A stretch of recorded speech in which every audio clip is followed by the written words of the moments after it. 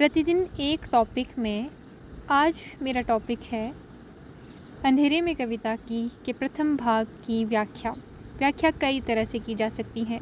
इस भाग में मैं आपको बस एक स्टोरी सुनाऊंगी और उसकी प्रतीकात्मकता को हम बाद में देखेंगे। शुरू करते हैं। मैं कमरे में खड़ा हूँ।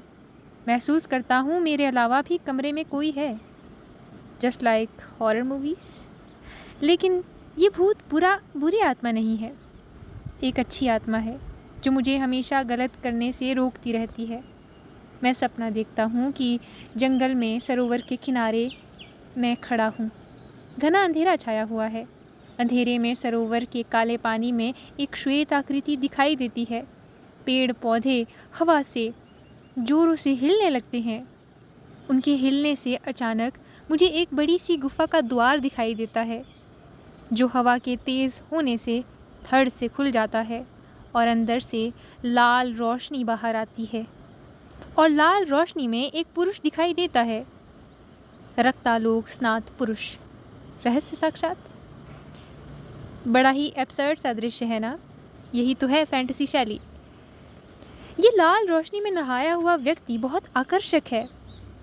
मुझे मानो उससे प्रेम हो जाएगा, मानो ये व्यक्ति मेरी ही आत्मा की प्रतिमा है। पर उसकी दशा ऐसी क्यों है? उसके वस्त्र फटे क्यों है? उसे भोजन कौन उपलब्ध कराता है? ऐसे ही ढेरों प्रश्न से मैं घिरा हुआ था कि जंगल से एकाएक हवा का झोंका आया और मुझे सब भुला दिया, मानो मेरे विचारों पर किसी का प्रतिबंध लगा हो। अब वापस शुरू से आते हैं। पूरा सीन सोचिए। ये वो व्यक्ति है जो अंतर्द्वंद से ग्रस्त है, जो चाहता है किसी भांति चैन मिले। वो चाहता है मैं क्रांति की मुश्किल मार्ग में पढ़ना बेकार है, क्यों ना मैं सरल राह चुनूं, सुविधाओं को भोगूं। मगर उसका मन, जो क्रांतिकारी मन है, वो उसे चैन से जीने नहीं देता। स्वप्न में भी उपस्थित होता रहता है। शाखाओं का हिलना झूमना झपटना अंदर के द्वंद्व की तीव्रता का ही तो परिणाम है। परिणाम स्वरूप अवचेतन मन की गुफा का द्वार खुलता है। वो व्यक्ति उपस्थित होता है जो इस मैं की आत्म अभिव्यक्ति है। यहाँ मैं को लगता है कि उसके जीवन का उद्देश्य यही है। इसी के लिए उसे कष्ट सहने ही चाहिए। भोजन ना मिले तो उससे कोई परवाह नहीं करनी चाहिए। इतना सोचना ही था कि वास्तविक दुनिया की खतरे, संकट, चुनौतियों से वो घबरा जाता है और एकाएक ये विचार करना छोड़ देता है। अतः ये उसका विचार पल्लवित होने से पहले ही नष्ट हो जाता है। जैसे आपने वो नाटक पढ़ा है, एक और द्रोणाचार्य, जिसमें कौन था वो यदु का दोस्त?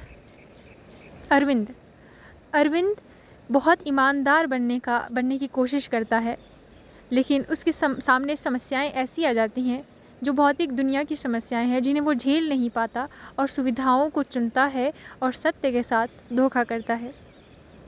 ठीक ऐसा ही इस मध्यम वर्गीय बुद्धिजीवी व्यक्ति के साथ है।